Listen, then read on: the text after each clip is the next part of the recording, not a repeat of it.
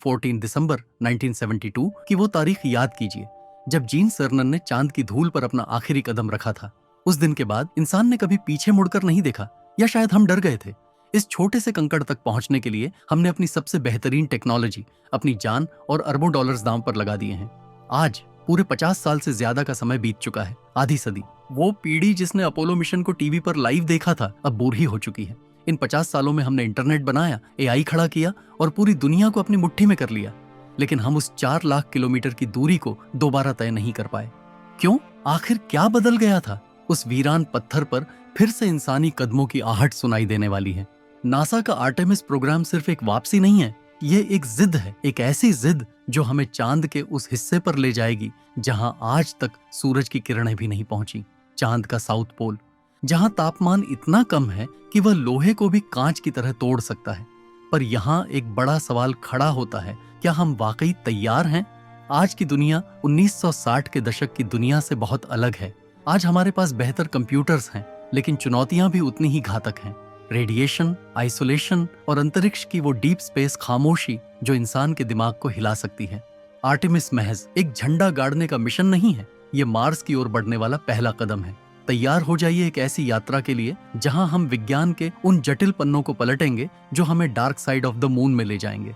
हम जानेंगे उस स्पेस लॉन्च सिस्टम के बारे में जो इतिहास का सबसे शक्तिशाली रॉकेट है, ओरायन कैप्सूल के बारे में जो हमारे एस्ट्रोनॉट्स की सुरक्षा की आखिरी ढाल है। क्या इंसान चांद पर बसने के लिए तैयार है, या हम फिर से एक ऐसी गलती करने जा रहे हैं जिसकी कीमत पूरी ह्यूमैनिटी को चुकानी पड़ेगी? सस्पेंस गहरा है, क्योंकि इस बार हम सिर्फ घूमने नहीं जा रहे, इस बार हम रुकने जा रहे हैं। आर्टेमिस सिर्फ अपोलो का अगला वर्जन नहीं है। ग्रीक पौराणिक कथाओं के अनुसार आर्टेमिस अपोलो की बहन थी। यह नाम ही बताता है कि इस बार मिशन का इरादा कुछ बड़ा है, लेकिन तकनीकी रूप से आर्टेमिस मिशन की जान छिपी है 3 मुख्य स्तंभों में: space launch system, Orion spacecraft और गेटवे। सबसे पहले बात करते हैं उसकी जो हमें धरती के ग्रेविटी से आजाद कराएगा, SLS। ये दुनिया का अब तक का सबसे शक्तिशाली रॉकेट है। इसकी लंबाई 320 फीट से ज्यादा है, जो एक 30 मंजिला इमारत के बराबर है। जब यह लॉन्च होता है तो यह 8.8 मिलियन पाउंड का थ्रस्ट पैदा करता है। अपोलो के समय के सैटर्न V रॉकेट ने हमें चांद तक पहुंचाया था, लेकिन SLS हमें डीप स्पेस में ले जाने के लिए डिजाइन किया गया है, जहां से वापसी का रास्ता बहुत लंबा और कठिन है। रॉकेट के सबसे ऊपर बैठा है ओरायन स्पेसक्राफ्ट, एस्ट्रोनॉट्स का घर। ये वो कैप्सूल है जो इंसानों को अंतरिक्ष के जानलेवा रेडिएशन से बचाएगा। ओरियन को इस तरह बनाया गया है कि यह हजारों किलोमीटर प्रति घंटे की रफ्तार से धरती के एटमॉस्फेयर में दोबारा प्रवेश करते समय 2700 डिग्री सेल्सियस की गर्मी को झेल सके। यह तापमान लावा से भी दोगुना है। लेकिन ओरियन सिर्फ एक कैप्सूल नहीं है, यह एक अत्याधुनिक लाइफ सपोर्ट सिस्टम है जो हफ्तों तक अंतरिक्ष यात्रियों को जिंदा रख सकता है। लेकिन इस बार सबसे बड़ा बदलाव है गेटवे। कल्पना कीजिए चांद के चारों ओर चक्कर काटते एक स्पेस स्टेशन की। अपोलो मिशन में एक कमांड मॉड्यूल होता था जो चांद का चक्कर लगाता था, लेकिन गेटवे एक स्थायी ठिकाना होगा। यहाँ एस्ट्रोनॉट्स रुकेंगे, रिसर्च करेंगे और फिर चांद की सतह पर उतरने के लिए ह्यूमन लैंडिंग सिस्टम का इस्तेमाल करेंगे। ये चांद के लिए एक पिट स्टॉप की तरह काम करेगा। आर्टेमिस का असली लक्ष्य चांद का साउथ पोल है। आज तक इंसान चांद के इक्वेटर के पास ही उतरा है, क्योंकि वहां उतरना आसान है। लेकिन साउथ पोल एक ऐसी जगह है जहां की खाइयों में अरबों सालों से सूरज की रोशनी नहीं पहुंची। यहाँ तापमान -230 डिग्री सेल्सियस तक गिर सकता है। तो फिर हम इतनी खतरनाक जगह क्यों जा रहे हैं? जवाब है लूनर आइस। वैज्ञानिकों का मानना है कि इन अंधेरे गड्ढों में पानी बर्फ के रूप में मौजूद है, और अंतरिक्ष में पानी सिर्फ पीने के लिए नहीं होता। पानी का मतलब है ऑक्सीजन और हाइड्रोजन, यानी चांद पर ही रॉकेट का फ्यूल बनाना मुमकिन हो सकता है। आर्टेमिस मिशन का मूल मंत्र है इनसाइट रिसोर्स यूटिलाइजेशन, यानी जो चांद पर मिलेगा उसी से मार्स की यात्रा की नींव रखी जाएगी। यह सिर्फ टच एंड गो मिशन नहीं है। हम वहां एक बेस कैंप बनाने जा रहे हैं। हम वहां रुकने की, खेती करने की और रहने की कला सीखने जा रहे हैं। लेकिन क्या यह सब इतना आसान है? विज्ञान की ये थ्योरीज जितनी कागज पर सुंदर लगती है, हकीकत में मून डस्ट जैसी छोटी सी चीज भी पूरे मिशन को तबाह कर सकती है। चांद पर वापस जाना सिर्फ एक तकनीकी चुनौती नहीं है, ये एक मनोवैज्ञानिक और बायोलॉजिकल जंग है। जब हम अपोलो के दौर में थे तो हम कुछ घंटों या दिनों के लिए वहां रुकते थे, लेकिन आर्टेमिस का लक्ष्य है हफ्तों और महीनों का प्रवास। सबसे पहले बात करते हैं उस चीज की जो दिखने में बहुत मासूम है, लेकिन असल में सबसे बड़ी दुश्मन है, लूनर रेगोलिथ, यानी चांद की धूल। पृथ्वी की धूल गोल और नरम होती है क्योंकि हवा और पानी उसे घिस देते हैं, लेकिन चांद की धूल कांच के छोटे छोटे टुकड़ों जैसी नुकीली और पैनी होती है। ये धूल सिर्फ स्पेस सूट को ही नहीं काट सकती, बल्कि अगर ये फेफड़ों के अंदर चली गई तो ये इंसान को अंदर से खत्म कर सकती है। क्या होगा अगर हमारे बेस कैंप के एयरलॉक में खराबी आ जाए और यह जहरीली धूल अंदर फैल जाए? क्या इंसान चांद की इस धूल भरी आगोश में जीवित रह पाएगा? और इसके बाद आता है द रेडिएशन पैराडॉक्स। पृथ्वी का मैग्नेटिक फील्ड हमें सूरज की खतरनाक किरणों से बचाता है, लेकिन चांद पर ऐसी कोई ढाल नहीं है। आर्टेमिस के एस्ट्रोनॉट्स को सोलर फ्लेयर्स और गैलेक्टिक कॉस्मिक रेस का सामना करना पड़ेगा। वैज्ञानिकों के पास एक थ्योरी है, चांद की गुफाओं में घर बनाना। लेकिन क्या होगा अगर हम इन गुफाओं के अंदर गए और वहां कुछ ऐसा मिला जिसकी हमने कल्पना भी नहीं की थी? ये एक विरोधाभास है। सुरक्षित रहने के लिए हमें चांद की गहराई में छिपना होगा, लेकिन वही गहराई हमें बाहरी दुनिया से पूरी तरह काट देगी। अकेलेपन का वो एहसास इंसान के मानसिक संतुलन को किस हद तक बिगाड़ सकता है, इसका अंदाजा लगाना भी मुश्किल है। यहाँ एक और रहस्यमयी थ्योरी जन्म लेती है, जिसे द लूनर वाटर ट्रैप कहते हैं। हम मानते हैं कि साउथ पोल की खाइयों में बर्फ है, लेकिन क्या होगा अगर वो बर्फ इतनी पुरानी और कठोर है कि उसे निकालना मुमकिन ही ना हो? या फिर क्या होगा अगर उस बर्फ के नीचे कुछ और ही दबा हुआ है? कुछ वैज्ञानिक मानते हैं कि चांद के ये परमानेंटली शेडोड रीजन्स सौर मंडल के इतिहास के टाइम कैप्सूल हैं। वहां पानी की तलाश में हम किसी ऐसे प्राचीन रहस्य को छेड़ सकते हैं जो शायद सोता ही रहना चाहिए था। और सबसे बड़ा सवाल, ह्यूमन एडेप्टेशन। क्या चांद के लोग ग्रेविटी में इंसान का शरीर बदल जाएगा? हफ्तों तक चांद पर रहने के बाद क्या हमारे एस्ट्रोनॉट्स धरती पर वापस लौटकर चल पाएंगे? उनकी हड्डियां और मांसपेशियां अंतरिक्ष की उस खामोशी में धीरे धीरे गलने लगेंगी। हम चांद पर एक कॉलोनी बनाने का सपना देख रहे हैं, लेकिन क्या इंसान का डीएनए उस वातावरण के लिए डिजाइन किया गया है? या फिर हम चांद पर जाकर एक नई कमजोर मानव प्रजाति को जन्म देंगे?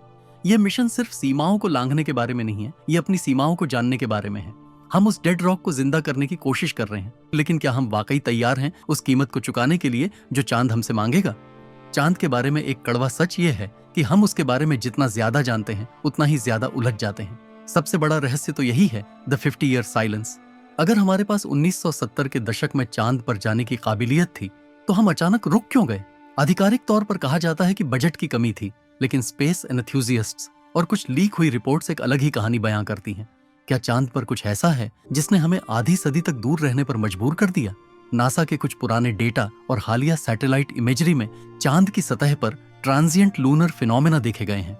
ये अचानक चमकने वाली रोशनी और गैस के बादल हैं जो बिना किसी चेतावनी के दिखाई देते हैं।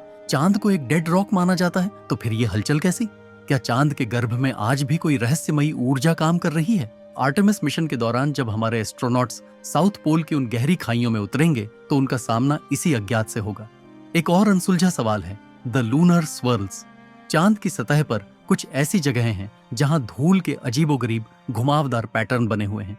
ये पैटर्न किसी विशाल मैग्नेटिक फोर्स की ओर इशारा करते हैं, जबकि चांद का अपना कोई ग्लोबल मैग्नेटिक फील्ड नहीं है। क्या चांद के नीचे कोई विशाल मेटालिक स्ट्रक्चर दबा हुआ है? आर्टेमिस मिशन के सेंसर्स जब इन इलाकों से गुजरेंगे तो शायद हमें वो जवाब मिले जो आज तक की विज्ञान की किताबों में नहीं लिखे गए। लेकिन सबसे डरावना रहस्य है मून क्वेक्स।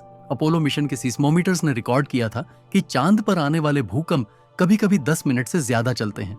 धरती पर भूकंप कुछ सेकंड्स के होते हैं, लेकिन चांद 1 घंटे तक किसी बेल की तरह गूंजता रह सकता है। वैज्ञानिकों के पास इसे समझाने के लिए कई थ्योरीज हैं, लेकिन कोई भी सटीक नहीं है। क्या होगा अगर हमारा आर्टेमिस बेस कैंप ऐसे ही किसी भयानक कंपन की चपेट में आ जाए? क्या हमारा इंजीनियरिंग का गर्व चांद की उस आंतरिक गूंज को झेल पाएगा? साउथ पोल के वे हिस्से जिन्हें परमानेंटली शैडोड रीजन्स कहा जाता है, वहां का तापमान इतना कम है कि वह क्वांटम फिजिक्स के नियमों को भी बदल सकता है। वहां के मलबे में हमें ऐसे आइसोटोप्स मिल सकते हैं जो सौर मंडल के जन्म के समय के हों। लेकिन रहस्य यह है कि क्या हम उस डेटा को सुरक्षित धरती पर ला पाएंगे, या फिर चांद की वो स्टैटिक इलेक्ट्रिसिटी और अब्रेसिव डस्ट हमारे सभी उपकरणों को अंधा कर देगी। आर्टेमिस मिशन के दौरान हमें सिर्फ फिजिकल खतरों से नहीं, बल्कि एक कॉस्मिक मिस्ट्री से लड़ना है। हम चांद पर एक घुसपैठिए की तरह जा रहे हैं और प्रकृति का नियम है कि वह अपनी शांति भंग करने वालों को आसानी से रास्ता नहीं देती। आर्टेमिस मिशन महज कुछ करोड़ मील की दूरी तय करने का नाम नहीं है। हजारों साल पहले जब हमारे पूर्वजों ने अफ्रीका के मैदानों को छोड़कर अनजान समंदरों की ओर कदम बढ़ाए थे, तब भी जोखिम उतना ही था। आज बस समंदर बदल गया है। अब यह तारों के बीच फैला हुआ एक काला गहरा अंतरिक्ष है। लेकिन एक सवाल हमें खुद से पूछना होगा, हम चांद पर क्यों लौट रहे हैं? क्या हम वहां सिर्फ रिसोर्सेज की लूट के लिए जा रहे हैं, या फिर हम इसलिए जा रहे हैं क्योंकि हमें अपनी नीली धरती की किस्मत पर भरोसा नहीं रहा? आर्टेमिस मिशन का सफल होना इस बात की गारंटी होगा कि मानवता मल्टीप्लैनेटरी बन सकती है, ये इस बात का सबूत होगा कि हम सिर्फ एक ग्रह पर खत्म होने वाली प्रजाति नहीं है। चांद की उस वीरान सतह पर जब फिर से इंसानी बूट्स के निशान पड़ेंगे, वे निशान हमें याद दिलाएंगे कि साइंस और टेक्नोलॉजी जब जुनून से मिलते हैं तो असंभव जैसा कुछ नहीं बचता। चांद हमारा टेस्टिंग ग्राउंड है। अगर हम वहां रुकना सीख गए तो मार्स दूर नहीं है। पर रुकिए, जब आप रात के अंधेरे में उस चमकते हुए चांद को देखें तो याद रखिएगा कि वह सिर्फ एक लक्ष्य नहीं है, वह एक आईना भी है। वह हमें दिखाता है कि हमारी पृथ्वी कितनी छोटी, कितनी सुंदर और कितनी नाजुक है। चांद की खामोश गहराइयों से जब एस्ट्रोनॉट्स वापस मुड़कर धरती को देखेंगे तो उन्हें सरहदें नजर नहीं आएंगी, उन्हें धर्म या राजनीति की दीवारें नजर नहीं आएंगी। उन्हें नजर आएगी सिर्फ एक जिंदगी जो ब्रह्मांड के इस विशाल रेगिस्तान में एक नन्हे से दिए की तरह जल रही है। आर्टेमिस मिशन मानवता की वह दूसरी बड़ी छलांग है जिसकी तैयारी में हमें 50 साल लग गए। हम तैयार हों या न हो, समय का पहिया घूम चुका है। रॉकेट के इंजन तैयार हैं और चांद का वो साउथ पोल अपनी रहस्यमयी खामोशी के साथ हमारा इंतजार कर रहा है। इतिहास हमें देख रहा है। आने वाली पीढ़ियां हमें या तो उन लोगों के रूप में याद रखेंगी जिन्होंने तारों तक पहुंचने का साहस किया, या फिर उन लोगों के रूप में जो अपने ही डर के पिंजरे में कैद रह गए। चुनाव हमारा है, क्योंकि चांद की ओर बढ़ने वाला हर कदम दरअसल इंसान के अपने भीतर की महानता की ओर बढ़ता हुआ एक कदम है। ऐसे और रहस्य जानने के लिए हमारे साथ जुड़े रहे और सब्सक्राइब करें हमारे चैनल को।